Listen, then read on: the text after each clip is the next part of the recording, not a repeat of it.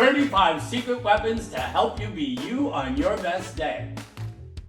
Secret weapon number 1, energy, energy, energy. I say it's so important. I write it first, I write it 3 times, and put an exclamation point after it. It's how you show up. Secret weapon number 2, focus and concentration. Being in the moment, in the zone, blocking out the rest of the universe so that you can honor the other person. Secret weapon number 3, breathing. Mozart said it's not the notes that makes the music, it's the space between the notes. Where are those spaces? 4, eye contact. And eye contact simply emblematic of all the micro messages, the things we do that aren't content, that help another person receive the message. Secret weapons 5, 6, and 7. Truth, specificity, and positive thinking. It's how you give feedback to people. First letter of truth is T, first letter of specificity is S, first letter of positivity is P. TSP with a period after it, and a simple recipe is teaspoon.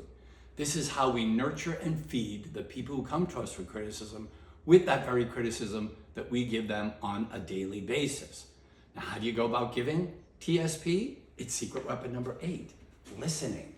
Gathering information, gathering the beauty, and listening with your eyes, observation skills. 9, humor. Life is way too serious right now. Lighten it up. How can you find the funny and use it? 10, 11, 12. Diet, exercise, and looking good. How you show up is very important physically. What is the presentation you make for showtime? How do you walk into the show? How do you walk into the performance looking your best? 13, risk-taking, going outside the box. Do you do the same thing every single time?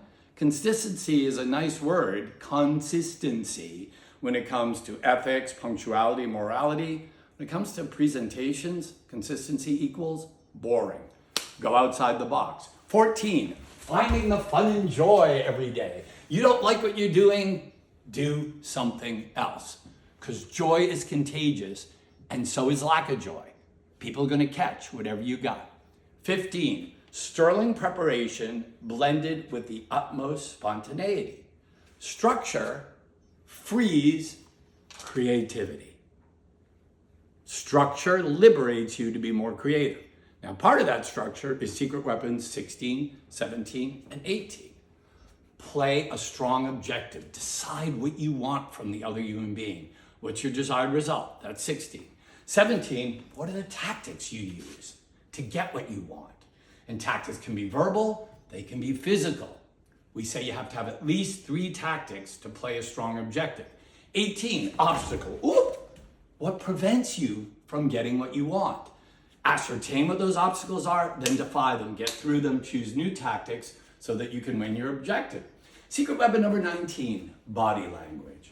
How do you use your body, the nonverbal communication, to express your ideas? I always say a deaf audience should be able to enjoy your presentation. What does that have to do with? You're nonverbal. Secret weapon number 20, how you talk. Not what you say, how you talk. Avoid filler words, volume, pitch, speed. All those things are impacting the other person. I always say a non-English speaking audience should be able to understand what you're saying. But what does that have to do with? How you talk. Blah, blah, blah, blah, blah, blah, blah, blah, blah, blah. What are you saying? Blah, blah, blah, blah, blah. Blah, blah, blah, blah, blah, blah. Blah, blah, blah. That's how you talk. 21 is punctuate. I'm finding that people end a lot of sentences with so. This is my presentation, so. What? Punctuate. 22, ask questions. I feel a lot of leaders that were great at declarative sentences, this is the way things are done. Imperative sentences, get rid of that right now, wash your hands for 20 seconds, don't stand there. We've got to get better with questions. How would you do this differently? What do you think you did well today? How are you going to repeat that? 23 is this sentence. This sentence. Not what I just did a moment ago, let that go. And not what I'm going to do next. I live right here in this sentence. 24 is multitask, but don't let anyone know. Yeah, we all multitask. That idea that you shouldn't multitask, come on, I'm multitasking right now. I'm being aware of the clock, and I'm being aware of where the camera is as I deliver the message. The idea is don't broadcast that. Don't answer the phone when I have an appointment in your office. Don't look at the caller ID. But if you're making dinner and the phone rings and the baby's in the bouncy seat, you're multitasking, but you're not broadcasting it. 25, use names. My name is Michael. What's yours? Call people by name. Recognize them as distinct individuals in God's universe. That's a way of connecting. 26, strong endings. You have to stick the landing like Simone Biles. It's not where you start, it's where you finish. What's your hot ending? 27, self-improve. The minute you think you've got it all together and you don't have any more improvements to do, die. What's the point? Keep learning for how can I get better? What am I going to do better? 28, take notes. See this thing? It's like a hotel. And right now there's no vacancy. So I put something in, what do I got to do? Take something out. And I'm afraid it's things I need, like my phone number, Peggy's name. So I write things down, which helps me then with secret weapon number 29. 29 is, it's like getting 3 oranges on the slot machine. So if I call you by your name and I remember what you said and I use it as part of my presentation or conversation, I'm honoring you by saying, I am paying attention to you. I recognize you as an individual in this room. 30, bookend your day with something for you, not something for the workplace. Don't fall asleep with your script on your chest. Don't wake up and do emails.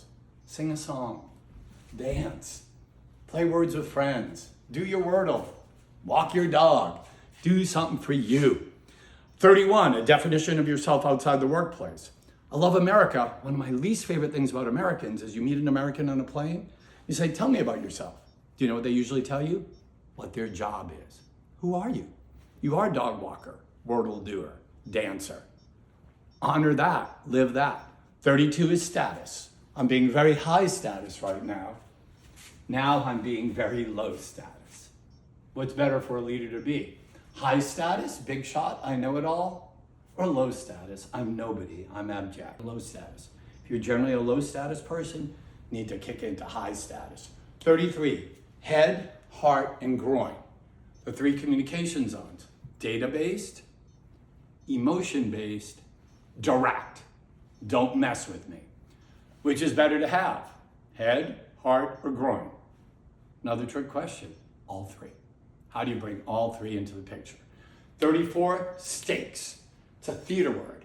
If I think 2 actors aren't putting their whole heart and soul into it and they're casually doing the scene, I say, heighten your stakes. What does that mean? Make it so important to you that this is life or death, whether I do this and do it well. That's called heightening the stakes. And number 35, people should be better off as a result of having spent time with you. It's my super objective. It's why God put me on the earth. What if it's a little bit of yours? That every single interaction you had, that the other human being was better because they met you today. Can you think of how much better all your communication would be?